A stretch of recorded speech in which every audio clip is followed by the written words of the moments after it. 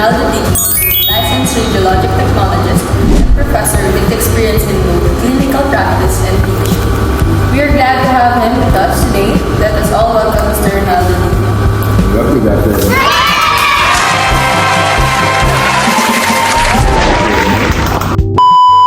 So, sir, as a registered radiologic technologist, how do shift schedules like night duty or holidays affect your daily life?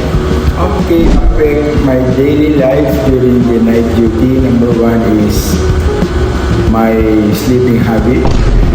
Medyo nagkaroon ng shifting ng memory or yung aking relaxation about sa sleeping habit.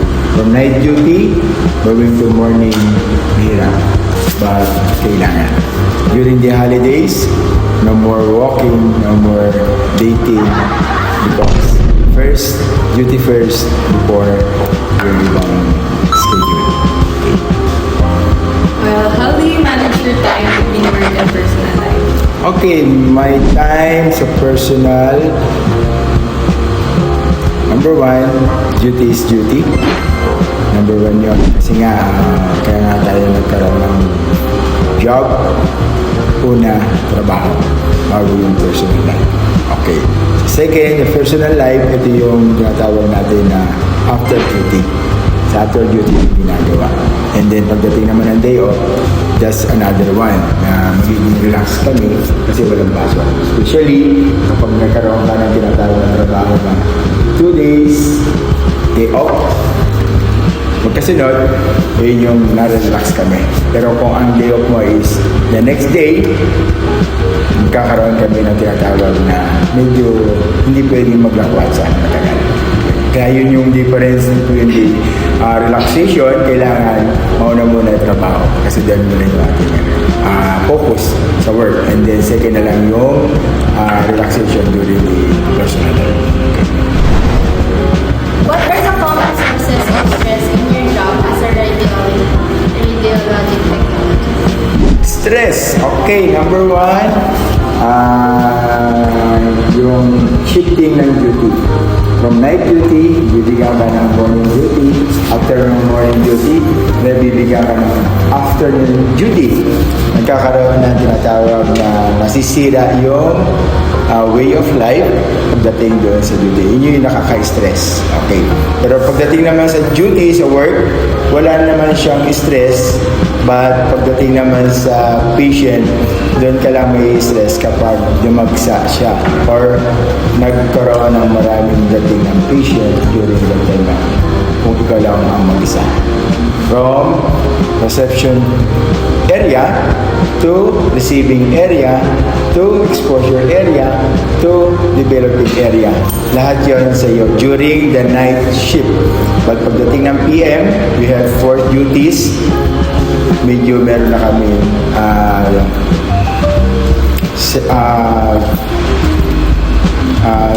parang tinatawag namin na ito ang duty mo, ito yung duty mo, meron kami task. Pagdating naman sa morning, we have more than 7 duties, medyo nandun na yung kanya-kanyang duty. Pero pagdating sa PM, sa night shift, jackpot all grades ka na. Ayan. Kaya yun yung medyo stress sa duty. Pagod ka na, puyat ka na, marami ka pang pasyente, huwag mo akong kausapin. That's the stress. Ayan. Pero pagdating sa morning, andyan na lahat yung sama-sama together because marami kayong duty. Wala nang stress doon kasi marami kang kakwentuhan. Hindi katulad sa gabi, ikaw lang ang kwentuhan. Yun ang stress. And thirdly, yung stress naman, kapag nagkaroon ka ng tinatawag na error. Error sa patient, error sa yung ginawa, and then pagdating mo sa bahay, tatawagan ka, sir, mali yung pasyente mong ginawa. That's the stress na nakaka-stress sa buhay ng isang blood tech. Na ginawa mo ang isang pasyente, hindi naman pala. Iyon ang pasyente. Malaking tinatawag yun na negligence of duty sa part ng ating course or sa part ng aming profession as a technologist. That's why, make it sure na lahat ng ginagawa namin is aligned doon sa patient name hanggang sa procedure para hindi ka ma-stress during na wala ka na sa trabaho, tatawag sa'yo, sir, mali yung ginawa mo, ibang pasyente yung nagawa mo. Yun. Important is kailangan natin na malaman kung sino yung patient, kung ano yung part to be examined, and also kung ano yung iiwan mong endorsement para sa kanila. Yan yung mga nakaka-stress. Ang panghuli, ang nakaka-stress, yung kapwa radtech mo. So yan, hindi lahat ng kapwa radtech mo join kayo as a group o as a team. Meron lang yung plastikan. Hindi yun mawawala. But pagdating doon, as part na ako ang concern as a before, as a supervisor at chief radiology technologist, nakikita ko kung ano ang situation nila. Kaya, on the spot, on the time na mayroong problem, kinukulit ko sila to get kung ano yung ang problem. Ibimit ko sila. Kaya yun yung aking role before, kaya medyo nagkaroon kami ng tinatawag na smooth. Okay lang sa inyo, trabaho lang, yes. Pagdating sa uwi, yes. Pero pagdating sa duty, trabaho first. Para wala tayong stress. Next, how do you handle mental and emotional stress from dealing with patients? Okay, mental. Number one, if you have a patient na tinatawag natin special people, special child, yan, medyo mahirap gawa ng pasyente, ganoon, because sasabayan mo siya. Kung siya po ay malikot or ayaw niya, gagawa ka ng paraan para ma-divert yung, mawala yung kanyang pagkamalikot. Kung gusto kung yun ay bata, pwede ka rin maging bata. Dahil sasabayan mo siya hanggang makuha mo yung kanyang attention. Yun yung mga mahirap na gawin, nakaka-stress yun. Pero sabihin na natin na if you cannot beat them, join them. Kung ano yung situation niya, ganoon din ang situation mo. Lulugar ka sa kanya, kung special child siya, special people siya, kailangan magpaka-special people ka din. Yan. Kung ang patient mo is elderly, magpapaka-elderly ka rin. Okay. Kung yun ay adult, magpapaka-adult ka din. Nandun yung respect. Okay. Pero pag bata yun, normal naman, okay, ginagawa namin, as ako rin, kumakanta ako ng pambata. Para lang makuha ko yung attention ng mga patient na gano'n. Pero nakaka-stress talaga yun kapag ang pasyente mo naman ay lasing, trauma, yan, nabangga, lasing, susukahan ka, during that time, dudumihan ka, lalabas ang pupo, yun. Yun yung mga nakaka-stress. And then lahat yun, ayusin mo. So, damage lahat yung gamit mo, damage din yung damit mo kung nadumihan ka, yung mga bloody, susukahan ka ng lasing. And minsan, may patient din kami na sinasaktan din kami. Sinasapo kami, sinasampal kami, especially kapag elderly. Yung wala na siya sa sarili. Kaya yun yung isang nakaka-stress. Ang nakaka-stress din, gumawa ka na ng tama, mumurahin ka. Yan. Kaya lahat ng mga stress na tinanggap ko since 1990, 34 years in my service, from the doctor, namumura ako. From the patient, namumura ako. From the patient, nasasaktan nila ako. From employee, nasasaktan. Co-radiologist, napagsasabihan ka. Pero lahat yun, kailangan tanggapin mo as part of your duty. Wala personalan, trabaho. Para maging accepted ka sa ganoong sitwasyon na sasabihin mo, ayoko na ng ganito. Lahat tayo, kahit sa ibang department o ibang course, ibang program, ibang job, nurse, PT, etc. Nakakaranas sila. But sa X-ray, more nakakaranas during that time of procedure na trauma, lasing, night duty, wala mag-isa, sisirin ka, baang-baang ka, yung mga ganun. Pero pagdating naman sa patient niya normal, like na walang problem, yan, nag-enjoy kami. Minsan nakakakuha pa kami na incentive, binibigyan pa kami ng gift. Wow! Food, pass, yung mga incentive. Lahat yan, dinanas ko since na nandun ako sa hospital. Pero mas maganda pa nito, kapag merong artista at ikaw gumawa, in-in ka. Yun yung possible na incentive. Yun yung maganda sa trabaho natin. Meron tayo nakikilala, meron tayo nakikita, pangit, maganda, lahat yun, natututo natin. Kaya, huwag kayong sa atin, sa friends ko, hindi ako na-stress ako dahil sa mga pangyayari nun, pero kinukuha ko yun as part of my learning. Kaya lumago ako doon sa pagiging graduate hanggang sa nakamit ko yung highest position, naging supervisor ko at naging tip ako for maraming taon. Lahat ng patient ko, mayaman, mahirap, ako ang hinahanap. Tumit na ako ang nagawa. Lahat ng doktor nandiyan sa paligid mo, ikaw ang natin, Mr. Bigno, ikaw po gumawa daw po, sabi ng doktor. Yun yung nakaka-lift up ng spirit as a doctor because kilala ka sa ganang sitwasyon. Pero kung ikaw yung kilala as barumbado, as pangit na ugali, hindi ka nila yun yung maganda. Kaya yun yung possible na think the negative, tingnan mo yung side ng negative, magiging positive side. Kung gagawin mo siyang positive sa clinic natin. Can you share some popping strategies that help you relax after a long shift? Okay, yung mga strategies, okay, number one, yung focus. Okay, ang strategies na yung focus. When you receive a patient and the request, alam mo na agad kung anong gagawin mo. Pero one time, hindi naman lahat ng perfect. Nung that time na ako ay bago, unang receive ko lang ng patient, kinakabahan ako.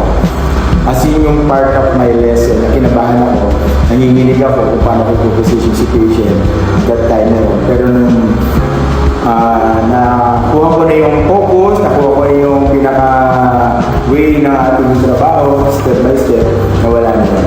Kasi na-adapt ko na yung gano'ng situation. So the first time na nagkaroon ako ng patient, nandun na yung kinakabahan ko. Pero salamat, natuto ako sa mga. Kaya lahat naman tayo, pupunta tayo doon. Kaya i-master po ninyo, kaya meron tayong tinatawag na 10,000 hours. What do you mean 10,000? 10,000 hours, it means kahit nakapit ka, kaya mong gawin yung procedure. Na hindi ka hanap ng ibang tuloy naman, paano naman. Pero kung yung nagawa mo, like today, this generation sa X-ray, mostly ang ginagawa nila chest X-ray. Before, way back 1990s, 80s, lahat ng procedure ginagawa. Wala pa yung CT scan, wala pa yung ultrasound, bihira lang. Pero lahat yung ginagawa. Pero nagawa namin yun kahit walang fluoroscopy, special procedure, because yun yung trabaho namin, yun yung trabaho natin, kailangan i-memorize yan, familiarize. Yan, para makita mo na wala kang magagawa. Pero yung error, normal sa buhay ng drug tech na magkaroon ng error. Yung pagkakamali, normal yan. Lahat nagkakamali. Wrong patient, normal yan. Kapag natatalanta ka, yun yan. Pag nag-iisa ka, pagpagod ka. Pero kung focus mo is more on your job, hindi ka mawawala doon sa tinatawag na step by step. Ano yung step by step? One is the receiving area. 2, charging area. 3, exposing area. 4, yung 4 is more on the quality control, kung okay naman. And then 5, going to radiologist to interpret the image. Yun yung 5 proseso na dapat mo maintindihan. Kaya yun yung nagawa ko noon, na tinatanong mo is more naging simple yung trabaho because hindi ako lumalaktaw doon sa second step. Lahat tayo dadaan sa first step, huwag kang magmamadali para hindi ka magapa. As an experienced radiologic technologist, sir, why is teamwork important in your work? Pardon?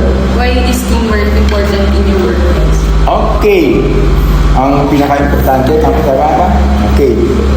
As a radiologic technologist, very important na makapag-procedure ka ng patient na nandun yung one, the safety of your patient. Two, safety of your own body. Hindi ka nagkaroon ng overexpose doon sa part ng examination during exposure. Okay, yun. Kasi nga, ang target natin is magkaroon ng tinatawag na reduce the exposure dose ng patient. Because ito yung aking ginawa. Ang motto ko noon hanggang ngayon is ginagawa ko sa patient because siya ay kamag-anak o mahal ko sa buhay.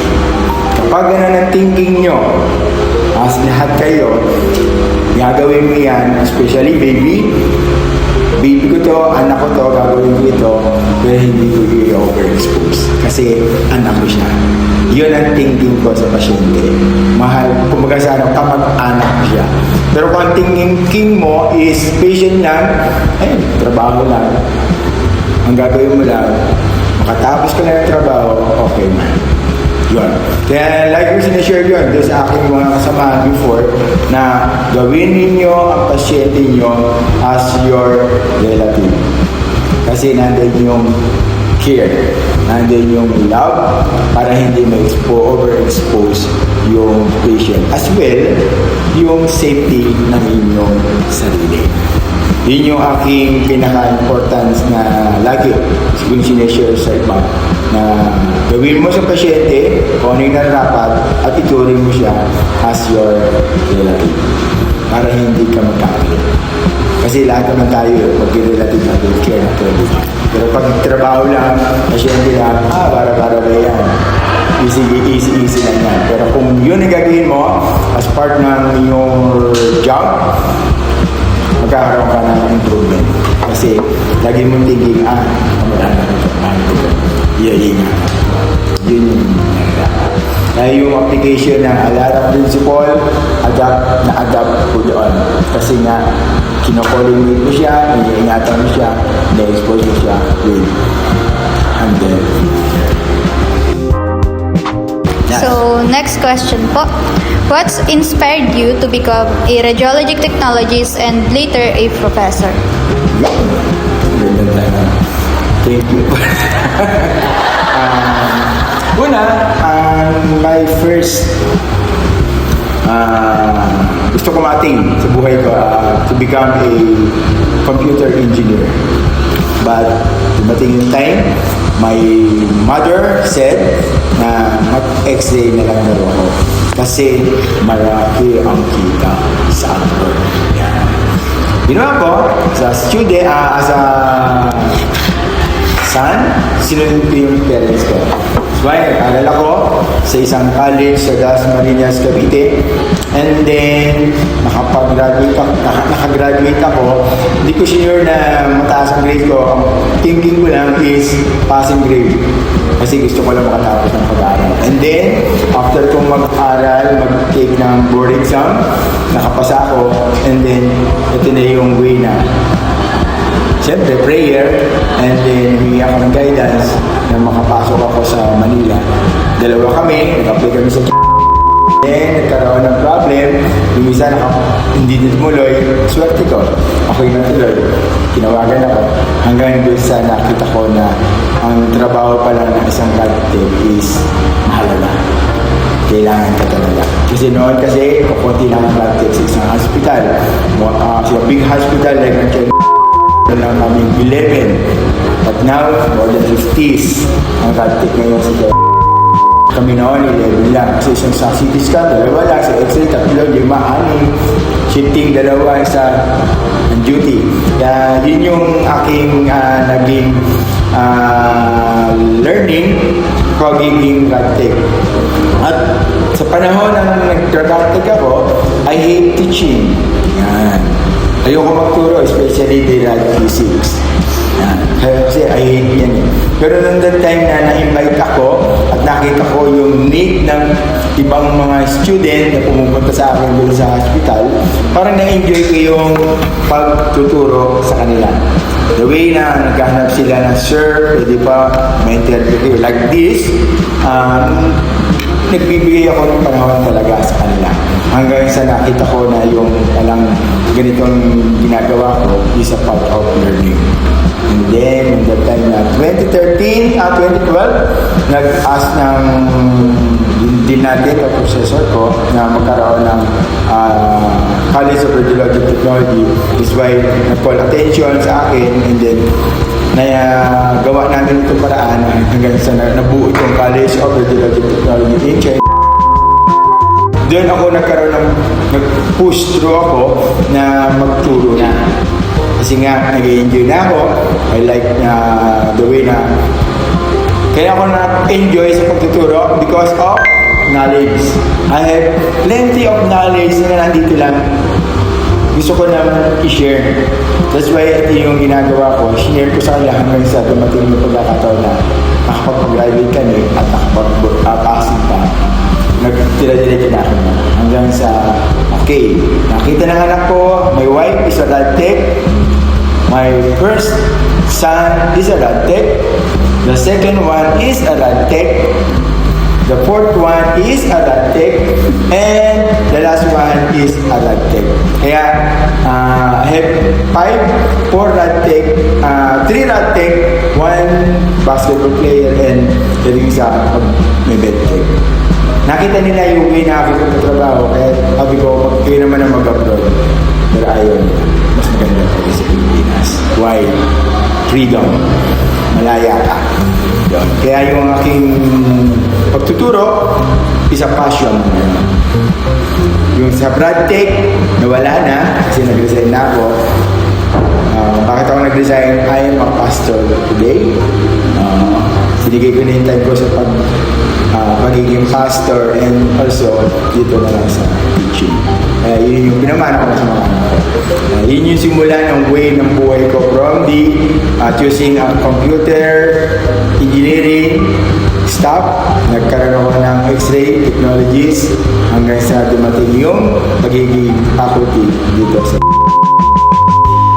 at hindi lang ako naging faculty, so ako na rin, naging specialist ako. Yung lahat ng narinig nyo kay professor ko, lahat yun nagawa ko. Because income, malaking income talaga na. Pero pinagang ayaw ko, hindi ko stop is about teaching. Naging passion ko ng teaching. Kahit na medyo mahirap yung grad physics, hindi naman binigay sa akin ngayon, kinuha na ni Sir Edmar. Pero yung positioning, yun yung forte ng inyong lingkod to teach naman. Para at least yung learning, the knowledge na meron ako, ibinibigay ko sa kanila. Hindi lang sa theoretical, but also in the clinical area. Kaya pagdating kayo ng intern, interview nyo, hopefully, kita tayo as ako yung magiging teacher. Okay, kaya yung passion sa pagtuturo, from radtech to faculty, passion ko yan. Lastly, what message would you like to leave for our listeners and aspiring radiologic technologists? Okay, aspiring. Ito lang yun. Ito yung motto ko sa buhay. Others can do, why can't I? Yan. Kung kaya na iba, kaya mo rin. Kaya yun lang yun. Kung sasabihin mo, ay hindi ko kaya ito, talagang hindi mo kaya. Pero kung sasabihin mo sa sarili mo, kaya ko, kaya ng iba, bakit hindi ko kaya? Yun yung natutunan ko since high school, dahil ako yung pinaka-lowest doon sa mga aking barkada, pero sinabi ko, kaya. Pero yung isang teacher ko, sabi niya, others can do, why can't I? Simula na yun ang ginawa kong motto sa buhay ko na others can do, why can't I? Ngayon, nandito na ako sa harapan nyo as a full-fledged radiologic technologist, also a faculty of the College of Radiologic Technology colleges. Okay, kaya yun yung aking maaaring inspiring message sa inyo. Kung ano yung tama, gawin ninyo. And kung ayaw gawin sa iyo, huwag mong gagawin sa kanya. That's the learn of the exposure. Kung ayaw mo ma-expose, huwag mo expose, overexpose yung pasyente mo. Treat them as your loved ones, not totally your patients. Thank you. That's all for today's episode for Dr. Digno. Thank you so much po for joining us Welcome. today and for sharing your time and thoughts with us. Really learned a lot from you. And to our listeners, thank you for tuning in. See you again on the next episode of Radyo. Kailan po siya? Ayun, may consent naman.